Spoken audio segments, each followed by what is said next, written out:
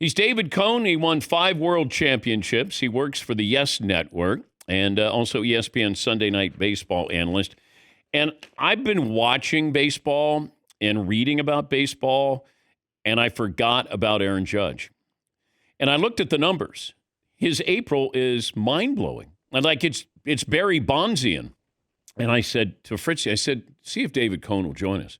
Just to put this in perspective, and Coney joins us now. You get to see this on a daily basis here. What exactly did Aaron Judge do in the month of April?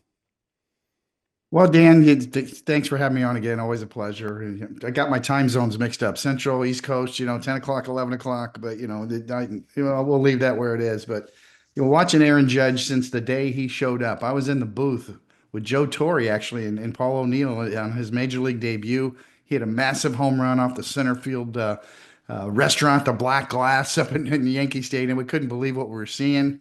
And then over the years, we said, well, yeah, tremendous power, strikes out a little too much. He struck out about 40% of the time on average when he first broke in. Now it's in half. He's cut that in half. He's only striking out 20% of the time now, and his batting average is over 400. The power's still there. He's such a smart hitter, Dan. He's chasing less than ever. You can't get him to chase those breaking balls out of the zone anymore. He's hitting for a high average. It seems to me that the only way you can talk about Aaron Judge is talk about how smart he is as a hitter. He anticipates the flow better than ever. He knows how you're going to pitch him, and he's on you. He knows you. He reads you. He's getting better and better and better every year to where now he's only striking out, as I said, about 20% of the time. Major League Baseball average is about 22%. He's below average striking out now and still hitting 450-foot home runs. But he has a bigger strike zone. I think 8 years ago, everybody talked about, is that swing going to hold up? Big guy, long swing, but it has held up. But you, as a former Cy Young winner, and you win 5 World Series titles, I want you to, you're going to face Aaron Judge right now. So first inning, he comes to the plate. How do you start Aaron Judge? Well, he does swing at enough first pitch fastballs to where that kind of scares me a little bit.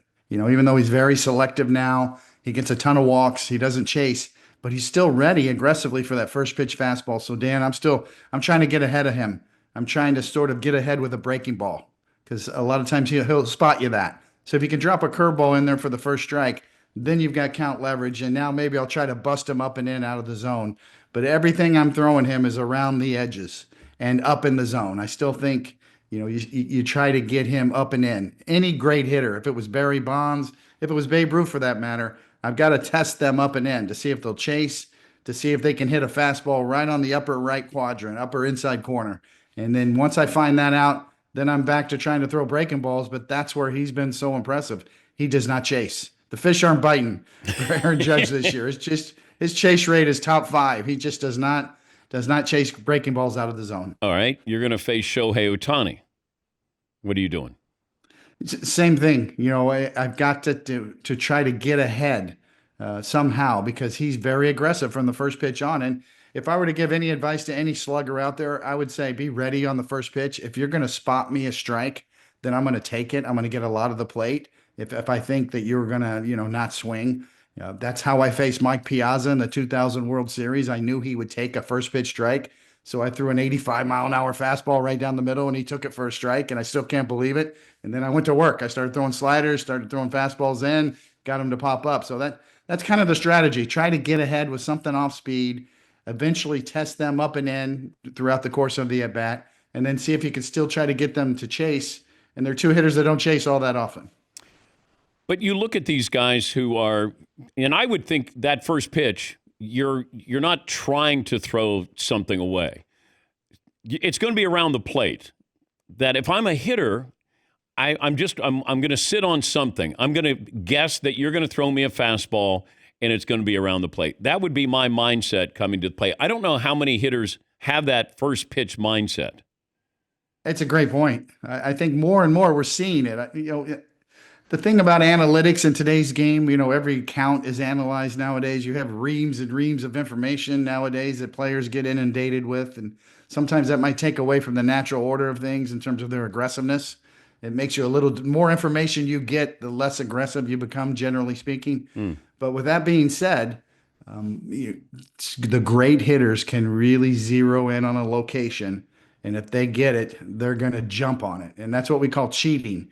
And the first pitch of an at bat, if you're cheating on a fastball, you can start your swing a little bit sooner. And if you get fooled or whatever, you still have two more strikes to work with. So that's the pitch that gives count leverage. That's the pitch that the pitcher wants to get ahead of, and that's the pitch that the hitter wants to do damage on because it might be the best pitch he sees throughout the whole at bat. If you could start your franchise with Ohtani or Judge, who would you take?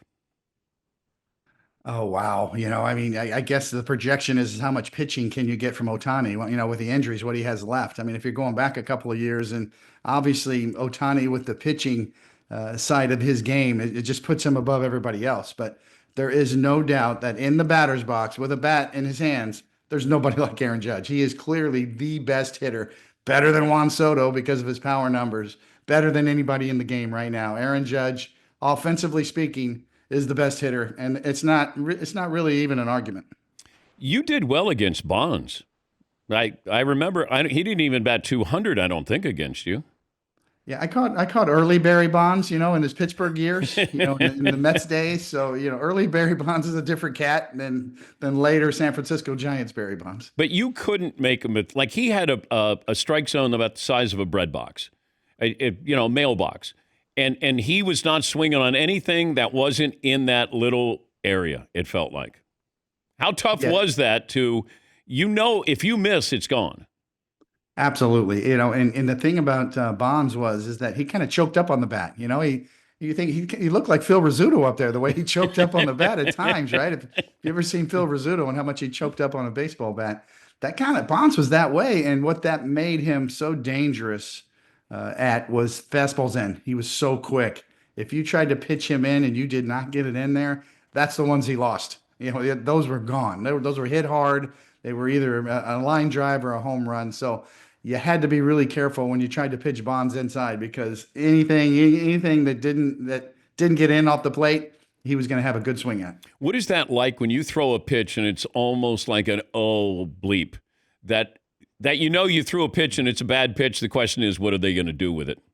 Yeah, almost out of my hand. It's like hitting a golf ball fat. I mean, you play golf and you got a wedge in your hand from 120 yards, and you're going to stick this close, and you lay the sod over it. That's how it feels out of a pitcher's hand. It's just you're late with your arm. You get around it. It gets a loose spin on it, and you feel it immediately off your fingertips, and you're going, almost halfway to home plate. You kind of have already processed the fact that that's fat, that's hung. Watch out. Do you have one you remember where they weren't very kind to the baseball? Yes. I remember in the playoffs with the Yankees, we were playing the Cleveland Indians, bases loaded, Jim Thome up at the plate, and I hung one of those pitches, one of those sliders. I was trying to throw a backdoor. I was trying to sneak it over the outside corner. It came out of my hand fat, as I said. It kind of just spun in there. And it just laid out over the plate, and he hit it in the upper deck at the old Yankee Stadium. The sound off his bat, I still hear in my sleep at night sometimes. I mean, it was so loud. Only the way Jim Thome could hit it, and it was a grand slam. And we ended up winning that game. It was the clincher in the playoffs, and I think it was '98. I believe we were playing the Indians in the playoffs, and we ended up winning that series. And luckily, we scored enough runs, but. That brought him back. That grand slam from Thome brought him back, and I still remember it like it was yesterday. And there's certain sounds. Baseball is about sounds, and you could tell when something's off the bat. You can tell when you're at the plate, and you can hear that fastball coming by, how it hits the mitt. But Maddox told me it sounds like two cars crashing when he gave up a home run. He just said, yeah, and he said, look, I'd rather you hit it 450 feet instead of 298 down the left field line. Yeah, have you ever been in a restaurant where the waiter drops a bunch of dishes in the back and that sound when the dish is breaking? That's what it sounds like to me. I mean, that sound off of Jim Thome's bat. I mean, if kids today, if you want to see, a mountain of a man swing the bat and listen, Jim Thome's the guy to go to YouTube and watch his at bats. Can Aaron Judge hit 400? I would say probably not. Okay. He's not going to beat out a lot of infield hit. I mean, you got to get some of those like little, 5 hoppers that you can beat out. Yeah, absolutely. And also there is the random variance, the luck factor, right? I mean, analytics, if one thing I love about analytics, modern day analytics, is it kind of shows you can look under the hood, as they say, and say what's kind of lucky and what's going to regress to the mean a little bit. And certainly batting average on balls in play, those ground balls that are always finding holes, tend to turn around. They start to find gloves after a while. So that's the fortune part of it. The batting average on balls in play is unbelievably high for Aaron Judge right now. And you got to figure that's going to, some of those hard ground balls are start to go at shortstops and second baseman. And he's not gonna have that high of an average on, especially on the balls on the ground. Where are we with torpedo bats? I thought they were ruining baseball, and I haven't heard much about torpedo bats. What happened? Yeah, I think that was just, if there'll be case studies on how do you create a viral moment, right? How does something go viral in today's day and age? That was just a perfect storm. Michael Kay set it up perfectly. The Yankees had a bunch of home runs on that day when he talked about for the first time the torpedo bat. When actuality, the torpedo bat had been out for several years, and other players and other teams actually were using it on that day. And everybody thought, oh no, it was a Yankee thing. Oh, the Yankees are cheating. And it was just a perfect viral moment where everybody thought this is brand new technology. What is this? We got to ban this. This is too good. And boom, there goes Jazz Chisholm hitting a home run. Boom, there goes Anthony Volpe hitting a home run. And it just created this moment to where everybody just jumped on the bandwagon and thought, this is new. This is there's something funny going on here. When in reality, actually, nothing could be further from the truth. It's like getting fitted for golf clubs. It's like a game improvement club, so to speak, the torpedo bat that gets the mass where you hit the ball the most often. And that's supposed to help you a little bit, but it's certainly within the rules. There's nothing illegal about it. What's the highest percentage you got for Hall of Fame votes? Oh, geez. I was one and done. I think you had to get 5%. I was a little under 5%. I think I was 4% ish, something in that range, and the dynamics of the Hall of Fame vote, there's only 10 players you can vote on. In that particular year, there was a lot of good players on the list, so I couldn't quite get enough to stay on the ballot. Yeah, but you didn't win 200 games, which probably, we like round numbers, but you were on 5 World Series champions. You won a Cy Young. That's pretty good resume. I have no complaints. Another reason, why I like modern analytics is because the WAR ranking, whether you use Fangraphs, what these websites that sort of calculate the WAR rankings, it's Baseball Reference, B WAR or F WAR, Fangraphs WAR. They're both a little different in terms of pitching. One's based on ERA, one's based on FIP, fielder independent pitching. So it gets a little technical, but I'm around 60 WAR, on both of those categories, and that's kind of the entry point to being considered for the Hall of Fame. But I still kind of think I'm a classic borderline guy. And when I look at my generation, I can really kind of count on one hand who the guys were. Let me think: Randy Johnson, Greg Maddux, Smoltz, Pedro Martinez, even Roger Clemens. All the controversy aside. What about Kurt Schilling? Why is Kurt Schilling absolutely is above me in my mind. Absolutely. Put the politics aside, or whether you like them or not, or morality or whatever. I'm not sure if I want all the sports writers, the guys who I hung out with in the hotel bars all those years. I don't know if I want those guys to be the moral judge, of anybody, to tell you the truth. But Kurt Schilling's a Hall of Famer. I always thought that Pedro Martinez was underrated. Absolutely. I think if you talk to a lot of hitters who faced him, they would say he's the toughest. Cal Ripken Jr. Ask Cal Ripken Jr. who the toughest pitcher he ever faced. And that's Cal. He played every day. He didn't miss anybody. Yeah.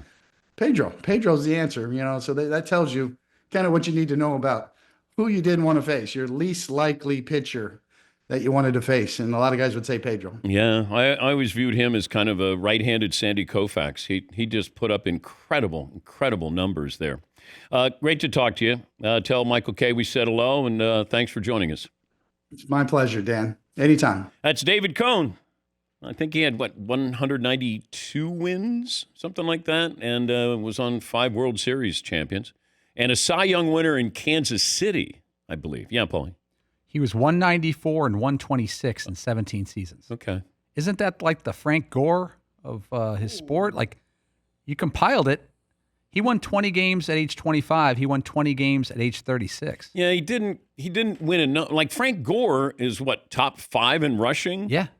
Coney didn't. He didn't. If he had like Tommy John, to me, is a Hall of Famer. He had 288. That would be like a Frank Gore. He had sustainability for a long period of time. Don Sutton got into the Hall of Fame, I think. He was a compiler.